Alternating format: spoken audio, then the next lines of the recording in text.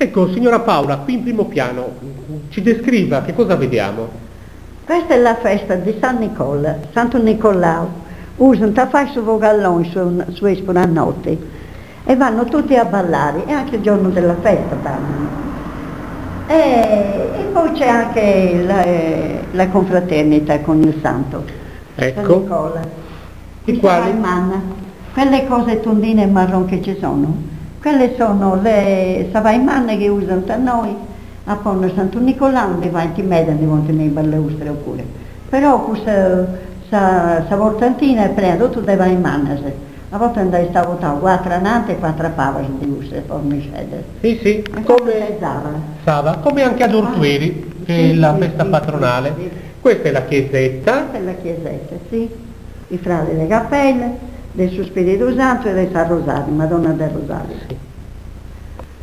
Ecco. Poi ci sono anche i suonatori. I suonatori. Che suonano il ballo. Ecco. Invece qui a destra, queste altre casette, cosa vediamo? Questa è la cucina di mia nonna. La cucina della nonna. E c'è la donna che soffia il fuoco con una susualonta. Sì. Poi ci sono i fornelli dei ladrini. Ecco, sì. Corredo del ladrini. Certo. C'è la lucerna di olio dell'amma, fatta dell'amma.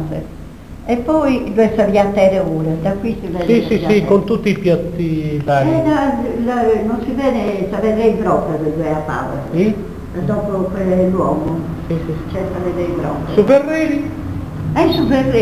Su Ferreri era un uomo che c'era sempre qua, è venuto, neanche non mi c'è posto, non fu molto ancora, quella è 47 che era venuta. E poi era venuta anche per il macellaio, era venuta la figlia, mia nonna, zia Paolo, questa è da babbo. E io l'ho fatto, Certo. Questi sono maialetti fatti in sangue. Il procedo fatto su sangue, in 40 al sacro. Ecco, in fondo abbiamo i pastori, vero signora Paola? Le pecore fatte di canna e la lana proprio vera.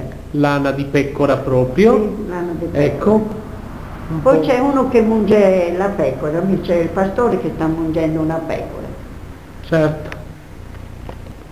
Certo, è uno che sta facendo il formaggio. E uno fa il formaggio. Ecco. I pastori sono 3. Ecco.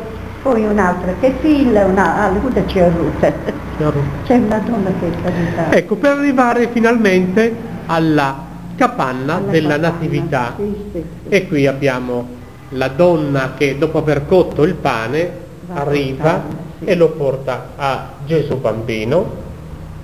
Ecco. Poi c'è un uomo che ha la bisaccia, c'è il vino nero e il pane che porta alla Madonna e a San Giuseppe. E poi qui non poteva mancare anche i carciofi. I carciofi, i fagioli, e non avevo altro.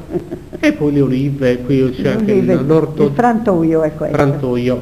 Ecco. Sì. Poi c'è l'uomo che suona, il bambino che c'ha il launeddas. Il bambino con il launeddas è un presepe davvero completo, dove è raccontata la Sardegna, è un presepe come se Gesù Bambino fosse nato qui, sì, cosa avrebbe trovato, no vero? È successo tutto questo. Sarebbe successo tutto Poi questo. ci sono le donne che colgono le olive, hanno la sacca per mettere le olive anziché prendere i cestini. Eccola. Hanno le sacche e mettere le olive lì, poi riempiono i sacchi.